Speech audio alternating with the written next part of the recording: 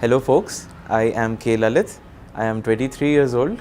I have done my graduation from Sriram College of Commerce and I am currently pursuing my masters from Department of Commerce, Delhi School of Economics.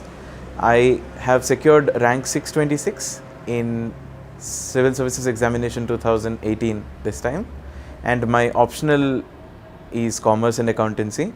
This was my second attempt and my optional was Commerce and Accountancy in both the attempts.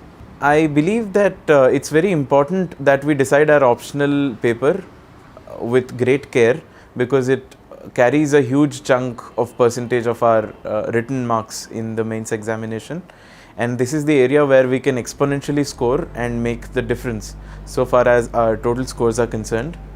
I am visually impaired, and I was suggested that you should not go for technical optionals such as Commerce and Accountancy, despite this subject being my core subject.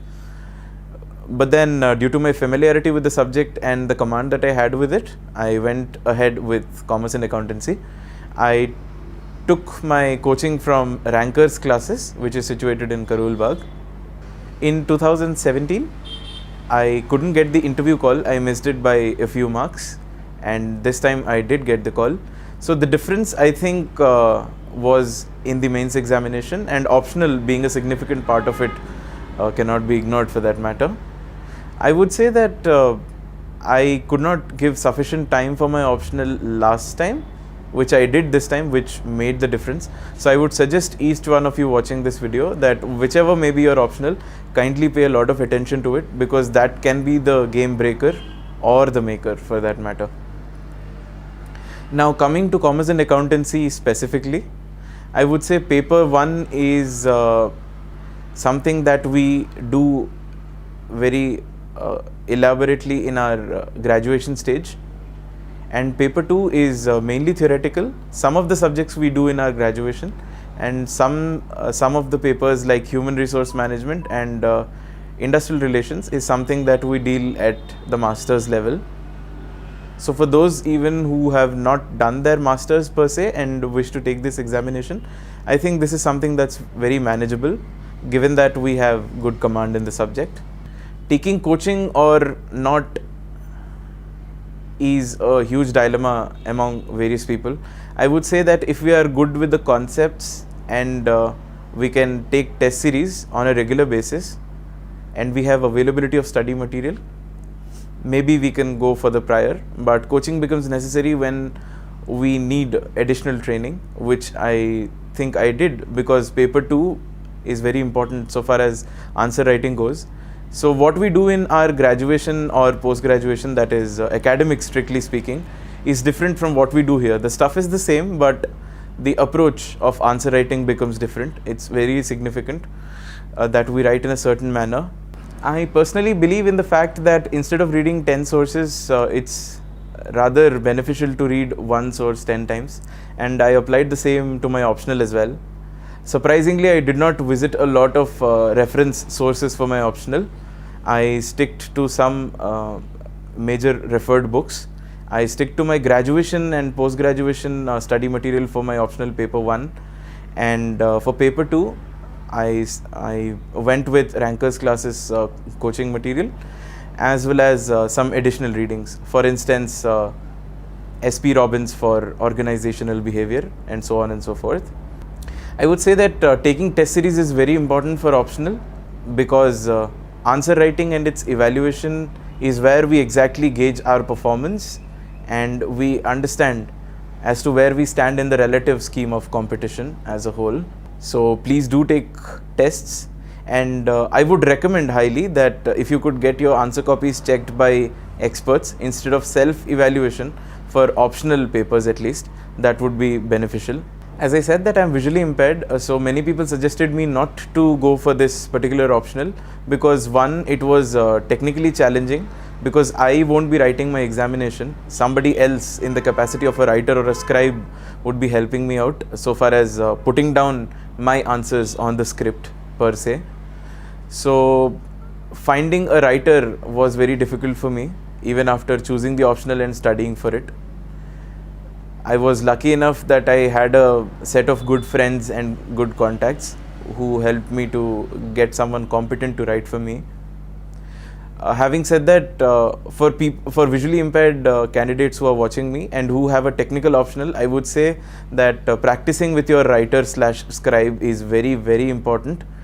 And even if we are very, very good at the concepts, and if we do not have adequate practice with our writers, the job is going to be tough, because ultimately it is the writer who is going to put the things on paper on our behalf.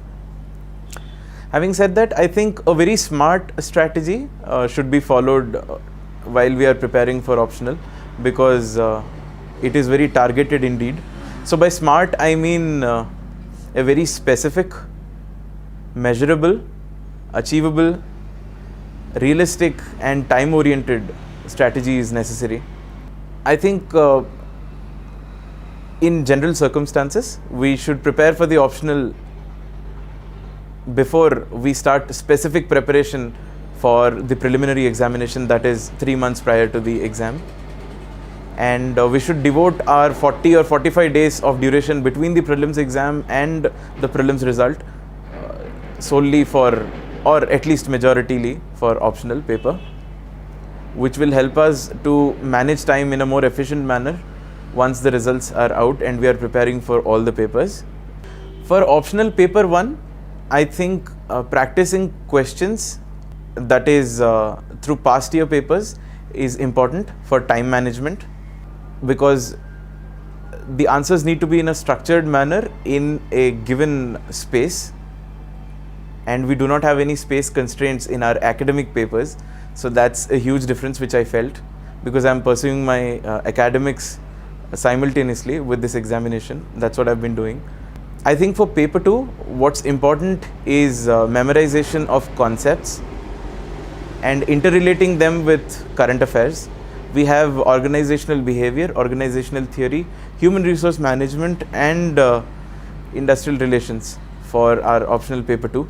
So interrelating the concepts among all these 4 domains and connecting them with current affairs is the key to success.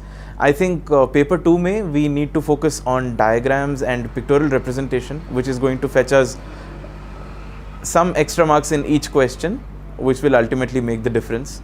In conclusion, I'd like to say that whichever optional we choose, it should be based on 2-3 most important parameters. First of all, this set of subjects should be such that we have considerable interest in it, because through my personal experience, I believe that optional subject is a refuge from general studies in the overall duration of preparation. Having said that, secondly, it's very important that we have good command over the subject. So that's relevant when we are choosing our core subject of academics as our optional in civil services preparation as well. And if we are picking up a new subject, then it should be such that we are able to relate with it and we are able to sustain with the subject on a long-term basis. In totality, I think optional is the game changer when it comes to civil services examination, especially since past 4 to 5 years, and I think it's going to be the way even in future.